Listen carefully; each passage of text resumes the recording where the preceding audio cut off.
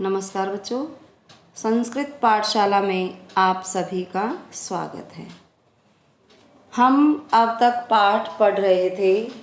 पाठ 5 हम कर चुके। अब हम करेंगे कुछ व्याकरण कार्य। व्याकरण कार्य में भी हम धातु रूप कर चुके और आज हम चलेंगे शब्द रूप की ओर। शब्द रूप क्या होते हैं बच्चों? जैसे हिंदी में हमारे कारक होते हैं, कारक विभक्तियाँ होती हैं, ऐसे ही हमारे शब्द रूप होते हैं। शब्द रूप अजंत और हलंत। अजंत वे होते हैं जिनमें अ की ध्वनि आती है अंत में, वो होते हैं अजंत। संज्ञा शब्द जो होते हैं जैसे बालक, देव, लता, रमा, ये शब्द रूप हम कर चुके हमारी 6ठी और 7वीं कक्षा में। अब है हमारे सर्वनाम शब्द रूप। सर्वनाम जिसको कहते हैं, किसको कहते हैं सर्वनाम? जो शब्द संज्ञा के स्थान पर प्रयोग किए जाते हैं वे सर्वनाम कहलाते हैं। अब अस्मद, ये क्या है? सर्वनाम है। अस्मद का अर्थ होता है मैं। अस्मद का अर्थ क्या होता है? मैं। अब जैसे कारक विभक्ति करते हैं ऐसे ही हम तालिका बना लेंगे और तालिका में कितने कॉलम बनाएंगे? 4। कितने? 4। पहले वाले कॉलम में हम लिखेंगे विभक्ति, फिर एकवचन, द्विवचन, बहुवचन। विभक्ति, प्रथमा विभक्ति कौन से कारक में होती है? कर्ता कारक, यानी कि ये हमारा कर्ता कारक है। द्वितीय विभक्ति कर्म कारक में होती है। तृतीय विभक्ति करण कारक में होती है। चतुर्थी विभक्ति संप्रदान कारक में होती है और पंचमी विभक्ति अपादान कारक में होती है। षष्ठी विभक्ति संबंध कारक में होती है और सप्तमी विभक्ति अधिकरण कारक में होती है। तो बच्चों चलिए देखते हैं शब्द रूप हम शुरू करेंगे। अस्मद का अर्थ है मैं। अस्मद का अर्थ क्या है? मैं। अहम मैं, आवाम हम दो और वयम हम सब। पहले प्रथमा विभक्ति में क्या आएगा? अहम, आवाम, वयम। द्वितीय विभक्ति में क्या आएगा? माम। माम होता है मुझको, आवाम हम दोनों को और असमान हम सबको। बहुवचन है इसलिए हम सबको। तृतीय विभक्ति मया मेरे द्वारा या मुझसे, आवाभ्याम हम दोनों के द्वारा, अस्माभि हम सब के द्वारा। मया मेरे द्वारा, आवाभ्याम हम दोनों के द्वारा, अस्माभि हम सब के द्वारा। मह्यम मेरे लिए या मुझे, मह्यम मुझे या मेरे लिए, आवाभ्याम हम दोनों के लिए, अस्मभ्यम हम सब के लिए। मत मुझसे, मत मुझसे, आवाभ्याम हम दोनों से, अस्मत् हम सब से, अस्मत् हम सब से। मम मेरा, मम मेरा, आवयोः हम दोनों का, अस्माकम हम सब का या हमारा, अस्माकम हमारा। मई मुझ में, आवयोः हम दोनों में, अस्मासु हम सब में, अस्मासु हम सब में। तो बच्चों हमने पढ़ा शब्द रूप। अब इसमें प्रत्यय जो दे रखे हैं सबसे पहले हमें प्रत्यय याद करने हैं। अहम, आवाम, वयम ये हमें पता ही है। माम मुझको, आवाम आम, जैसे इसमें प्रत्यय आया आम, आन, या, भ्याम, भी।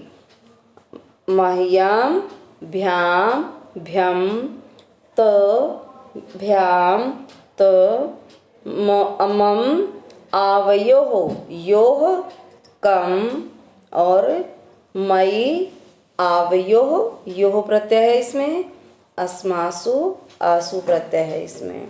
ठीक है, आप सबको समझ आ गया होगा अस्मत् शब्द रूप।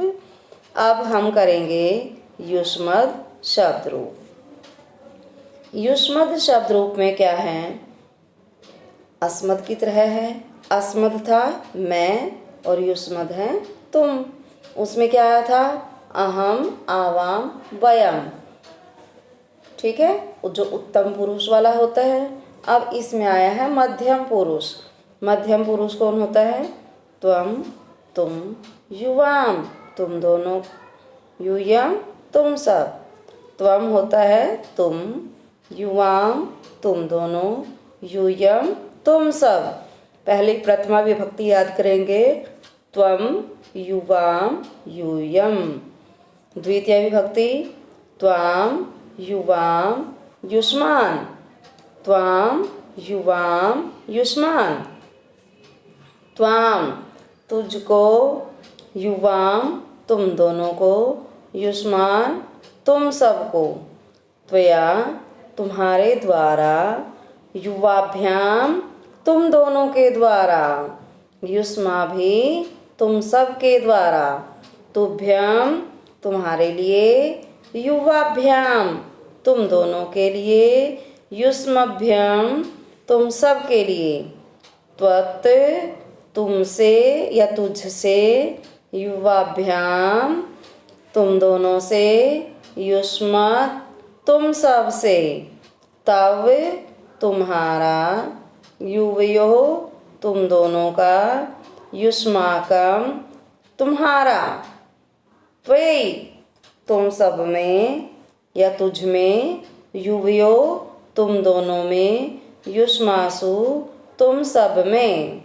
त्वयि तुझ में, युवयो तुम दोनों में, युष्मासु तुम सब में। अहम की जगह क्या लगा दिया, त्वम। आव लगाया था, आवाभ्याम की जगह, आवाभ्याम की जगह युवाभ्याम। आवाम की जगह युवाम। आवयोः की जगह युवयोः। आप एक शब्द रूप याद करेंगे पहले, उसके बाद जब दूसरा शब्द रूप याद करेंगे तो आपको जल्दी ही याद हो जाएगा। आप इन दोनों शब्द रूपों को अपनी अभ्यास पुस्तिका में सुंदर लेख में लिखेंगे और इनको याद करेंगे। मुझे लगता है आपको अस्मद्, युष्मद् इन दोनों शब्द रूपों की जानकारी अच्छी तरह से हो गई है, क्योंकि संज्ञा शब्द रूप हम पहले कर चुके हैं, इसलिए हमें पता है कि कौन कौन से प्रत्यय लगने हैं और इनके रूप कैसे चलते हैं। तो आप सब इन प्रत्ययों को, इन शब्द रूपों को अच्छी तरह से लर्न करेंगे और अपनी अभ्यास पुस्तिका में इनको लिख लिख कर बार बार अभ्यास करेंगे। बच्चों, आज हम शब्द रूप के बारे में पढ़ रहे हैं।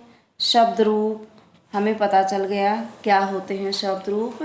जो हमारे कारक विभक्ति होती हैं वही हमारे शब्द रूप होते हैं। मैंने पहले ही बताया आपको, संज्ञा शब्द रूप हैं जिनमें नाम आते हैं, कोई भी नाम, और जैसे बालक, लता, देव, रमा, साधु, मुनि, ये सब क्या हैं, ये संज्ञा हैं। और इनमें अंत में आता है संबोधन। क्या आता है, संबोधन। क्योंकि जो संबोधन होता है वो केवल संज्ञा शब्दों में होता है। और अस्मद् और युष्मद् हमारा क्या है, सर्वनाम है। तो यहाँ हम संबोधन नहीं लिखेंगे, क्योंकि सर्वनाम का कोई संबोधन नहीं होता है। आप सभी इनको अच्छी तरह से समझ गए हैं। हम बार बार अगर इनका अभ्यास करेंगे, इनको मनन करेंगे, उठते बैठते चलते फिरते, इनको यदि हम याद करते रहेंगे तो ये बिल्कुल हमें याद रहेंगे। अगर हम इनको एक बार याद करके छोड़ दें, रटना नहीं है, इनको समझना है।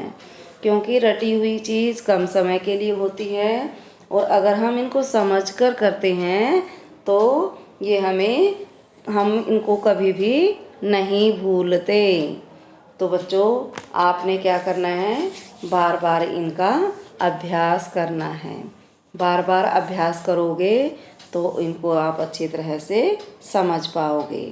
आज के लिए बस इतना ही करेंगे, बाकी कल करेंगे।